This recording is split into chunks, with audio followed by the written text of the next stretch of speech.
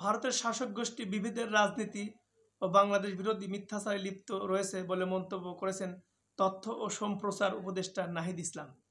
দাবি করেছেন, সংখ্যালঘু নিপীড়নের ধোঁয়া তুলে আওয়ামী লীগকে পুনর্বাসনের চেষ্টায় লিপ্ত হয়েছে দিল্লি।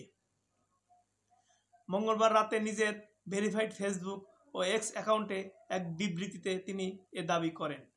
সনাতন জাগরণ মঞ্চের মুখপাত্র চিন্ময় কৃষ্ণ দাসকে গ্রেপ্তার, এর পরবর্তী সহিংসতা এবং আগরতলায় বাংলাদেশ সহকারী হাইকমিশনে হামলার ঘটনায় সৃষ্ট উত্তেজনার পরিপ্রেক্ষিতে এসব কথা বলেন তথ্য উপদেষ্টা।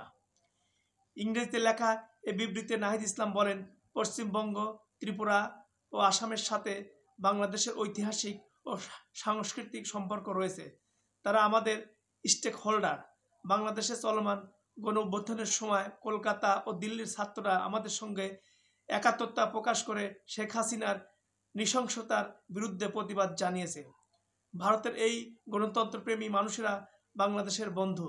তবে ভারতের শাসক গোষ্ঠী ও হিন্দুত্ববাদী শক্তিগুলো এ ধরনের গণতান্ত্রিক সম্পর্কে ও সম্প্রীতি চায় না।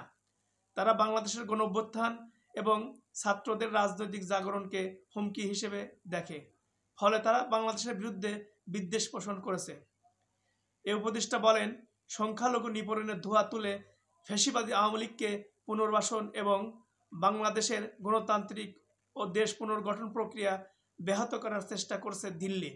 ভারতের শাসক গোষ্ঠী ও হিন্দুত্ববাদী শক্তিগুলো দুই দেশের জনগণের মধ্যে গণতান্ত্রিক সম্পর্ক ও সম্প্রীতি